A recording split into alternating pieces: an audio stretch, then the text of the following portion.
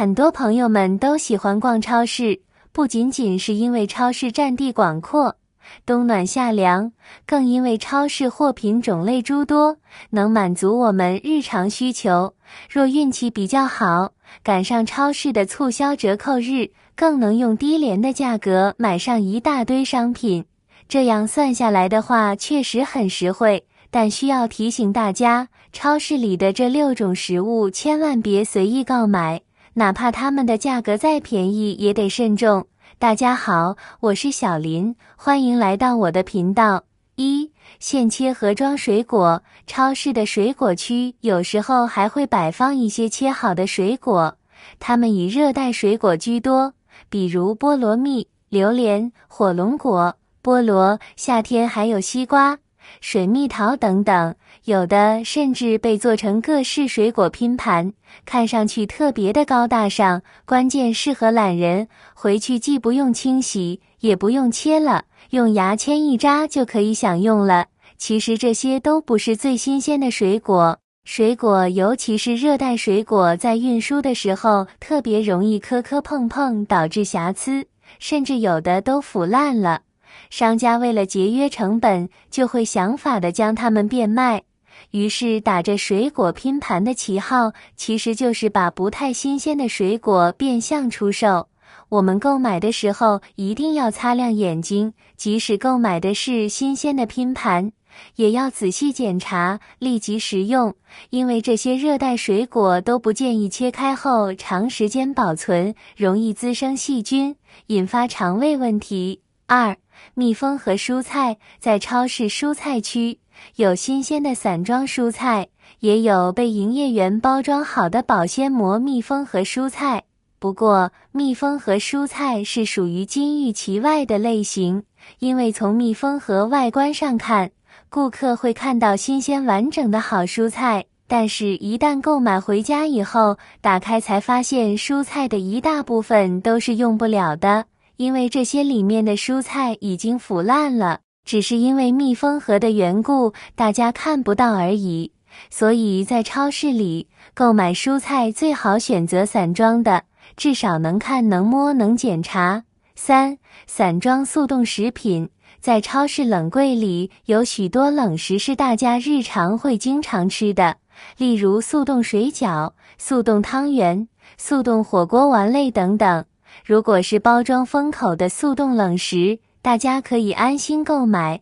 因为上面标有生产日期和保质期。但如果是散装的，千万不要买。就拿速冻水饺举例，速冻水饺是由面或馅儿组成的，这种水饺通常是超市员工自己做的，制作环境如何我们不得而知。除了环境外，他们所使用的馅儿是否新鲜、安全是否达标等问题也是重点。一旦饺子馅儿是存放时间很长后再被使用，人们食用只会对身体产生伤害。当然，速冻汤圆和丸类也是同理，没有生产质量和生产期限的保证，不建议购买。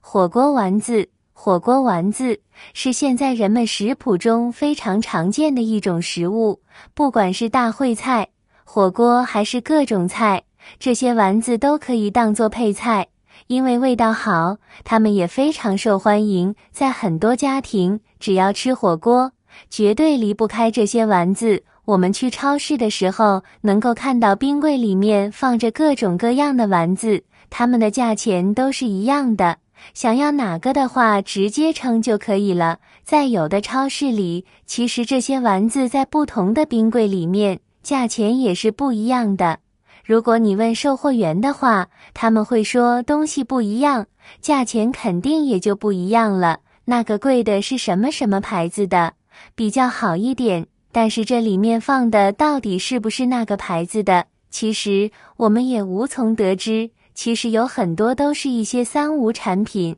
毕竟我们也看不见这些东西的包装，质量也没有办法得到很好的保证。再说了，这些散装的丸子就这样一直被暴露在空气外面，放了多长时间我们也不知道。这其实就像是有人去蹦极一样，有人问，蹦极的绳子多长时间换一次？很多人都会开玩笑地说，坏了就换。那么这些丸子多长时间换一次呢？估计至少是要卖完才换的吧。只不过有的丸子卖得快，可能快见底的时候会加一些。那最下面的丸子呢？它们又何去何从？我们可以自行脑补一下。至于它的卫生，其实也是很难得到保障的。5. 腌制的小菜，超市里经常可以看见卖腌菜的展柜，腌出的菜式色泽看上去比自己在家做的诱人多了。自己腌菜比较费时费力，许多人就会选择买一点腌菜回去当小菜，夏天和稀饭馒头是绝配。但是这些腌菜在腌制的时候，卫生和安全并不能保证，而且也不知道它们的生产时间，都不知道已经腌制多久了。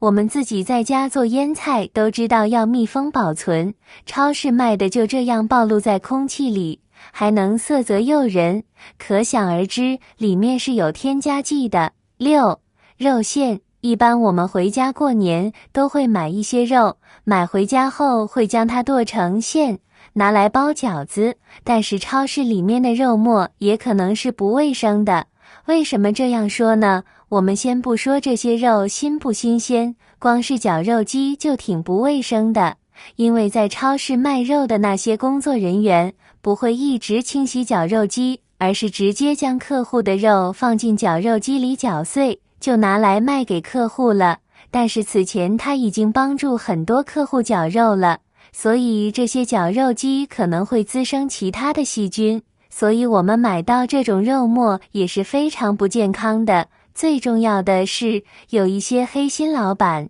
还可能会将一些猪肉的边角料放在绞肉机旁边，那么我们在购买猪肉的时候，他可能会将这些边角料放进绞肉机，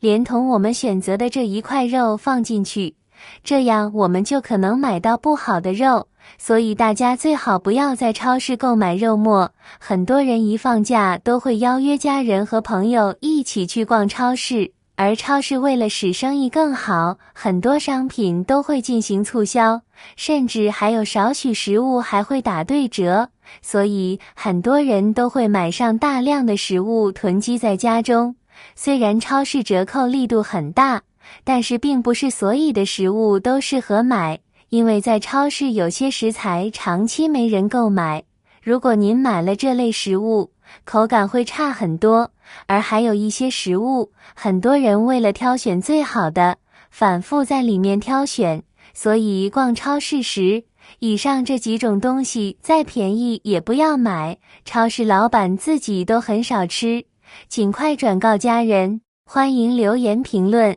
让我们一起向您学习。好了，今天的精彩视频分享到这里了，谢谢大家的支持，我们明天视频再见。